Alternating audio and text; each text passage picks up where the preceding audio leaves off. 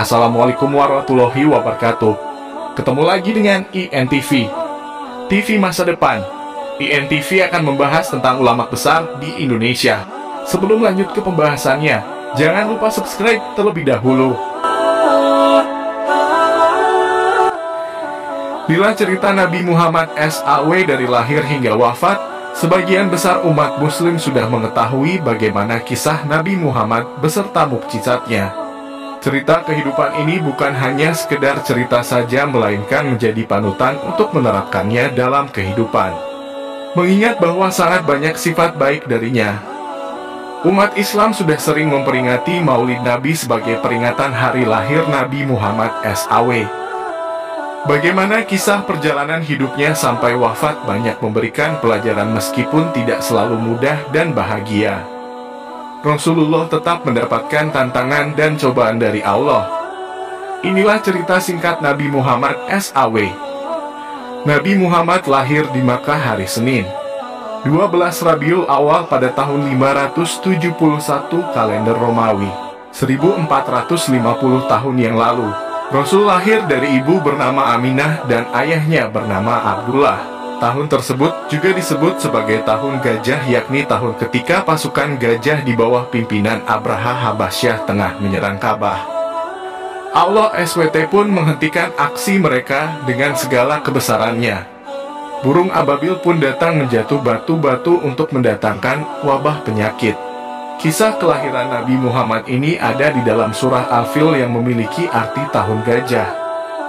Rasulullah lahir di masa ini dan dibesarkan sebagai anak yatim karena ayahnya, Abdullah, telah meninggal dunia sebelum usianya genap 3 tahun.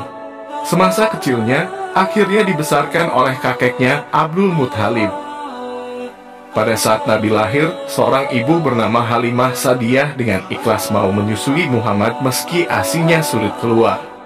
Namun karena keikhlasan Halimah pun diberi balasan oleh Allah SWT, karena setelah itu air ASINya keluar dengan deras. 2. Thuluth. Masa kecil Nabi Muhammad dilahirkan dalam keadaan yatim di rumah Abu Talib. Semasa kecilnya, Rasulullah tumbuh dan menjalani kehidupannya seperti pada anak pada umumnya.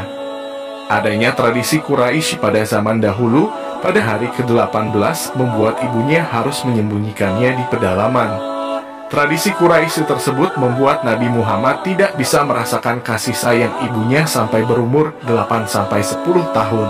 Hal ini justru membuatnya berada di bawah asuhan Halimah binti Sa'diyah selama 3 tahun. Rasulullah menjadi anak yang tanggap, bersikap baik dan cerdas pada masanya. 3.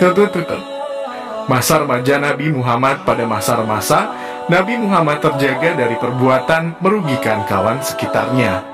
Sampai suatu ketika, Nabi pun bercerita ketika 2 kali duduk saat mendengarkan pesta perkawinan di zaman jahiliyah.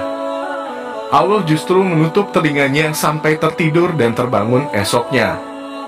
Setelah itu, aku tidak pernah lagi berniat mengikuti perbuatan buruk.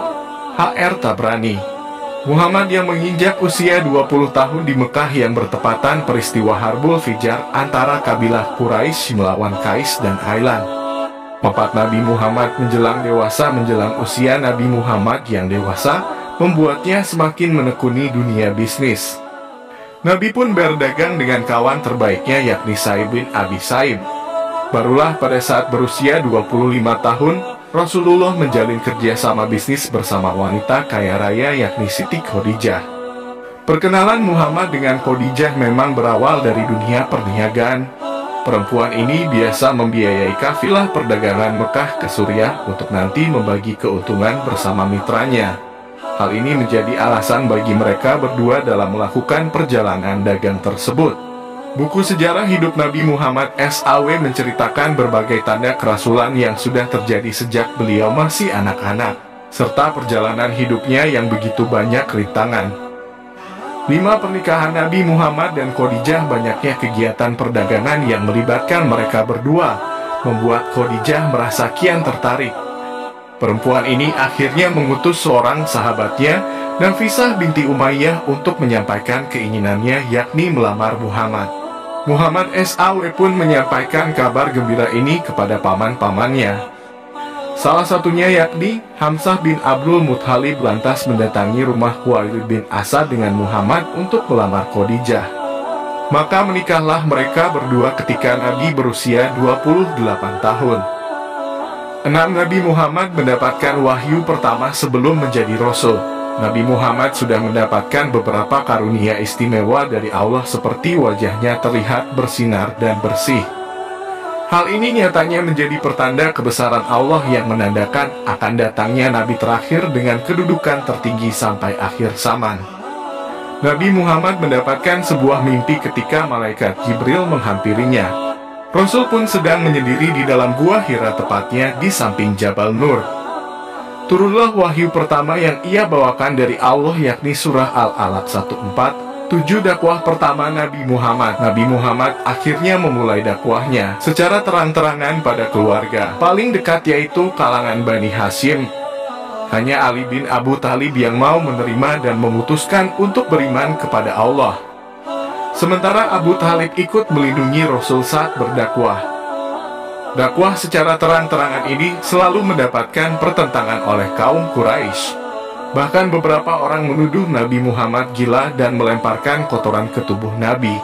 Abu Jahal dan Abu Lahab sebagai pamannya bahkan juga ikut menentang Rasul selama berdakwah. 8 pertentangan dari kaum kafir Quraisy bersama dengan kaum kafir Quraisy lainnya. Abu Jahal dan Abu Lahab menentang dakwah Rasulullah. Duanya bahkan sempat mengintimidasi pengikutnya agar meninggalkan Nabi.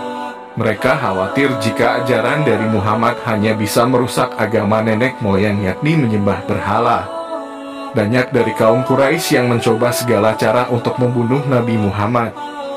Mereka juga memberikan uang tebusan pada Abu Thalib agar membiarkan Rasul wafat. Rencana pembunuhan ini pun sering melibatkan orang luar agar tidak memecahkan perang saudara.